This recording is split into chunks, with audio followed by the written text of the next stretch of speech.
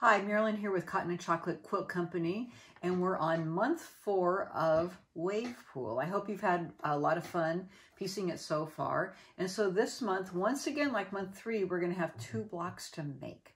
So I have made some changes in the cutting, and basically I've increased the blocks where we're going to be doing half square triangles just 1/4 of an inch, so that I'm using that block lock to cut them back down to size. So please pay attention when I'm reading out the changes for you, so that you can follow along where I've made those increases, okay?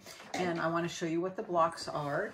It's this block right here, this set right here, and they're along the top of the quilt.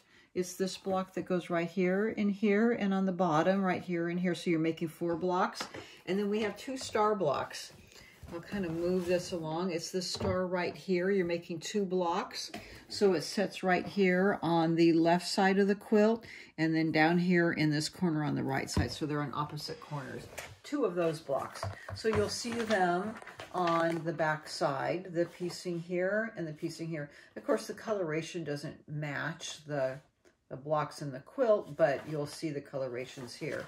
So first of all, we're using 4 different fabrics plus the background, and you can always refer back to your fabric swatch sheet that you should have made at the beginning. We've talked about that earlier.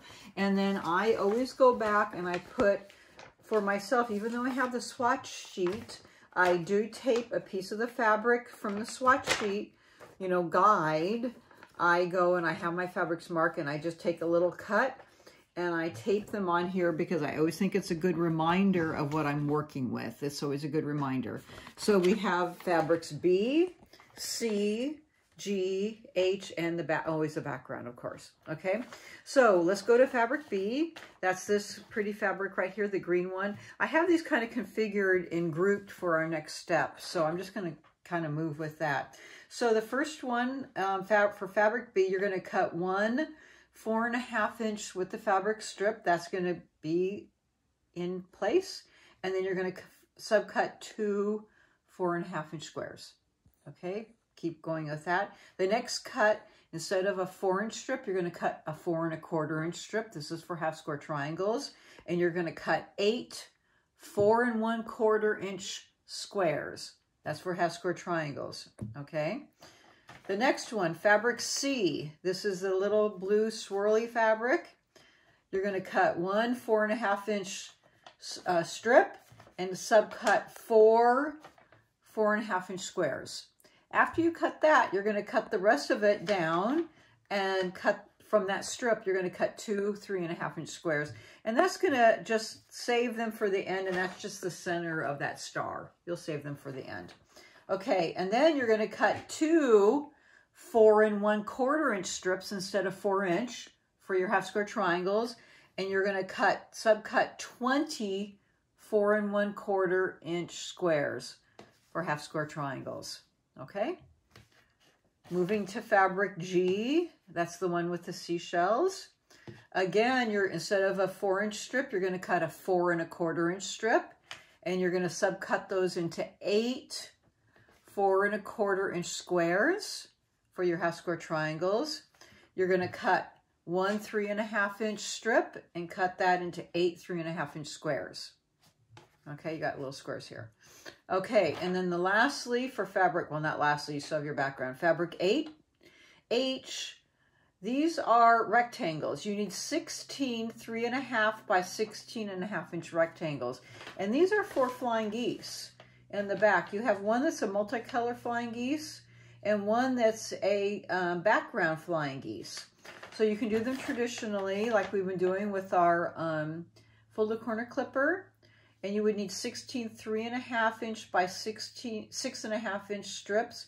So you're going to cut 2 6.5 inch strips and subcut them into 3.5 inch rectangles.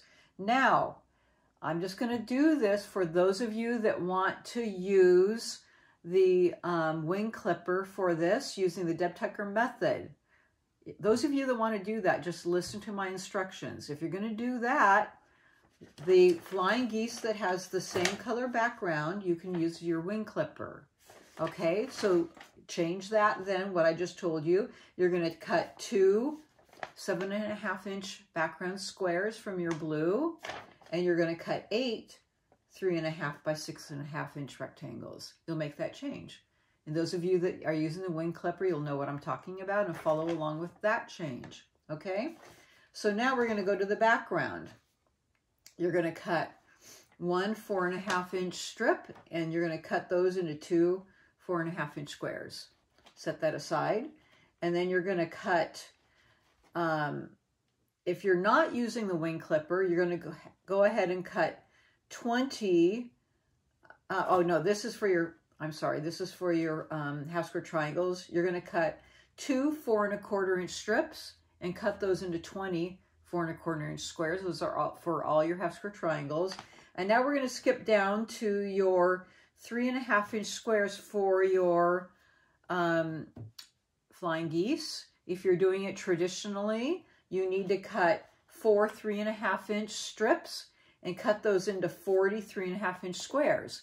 If you're going to do it the Deb Tucker method, you still need to have some for the ones that are multicolored. You need to cut, instead of that, 8 3.5-inch squares and 8 4-inch squares. So you'll do 1 strip at 4-inch and cut 8 4-inch squares, and 1 strip at 3.5 inches and cut 8 3.5-inch squares. So some of you are doing one clipper and you have that set of instructions.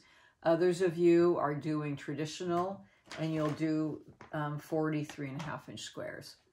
The other people will do half 3.5-inch and half at 4-inch for your big wing clipper. Okay, so I'll see you in the next video, and we're going to go ahead and start making all of our blocks.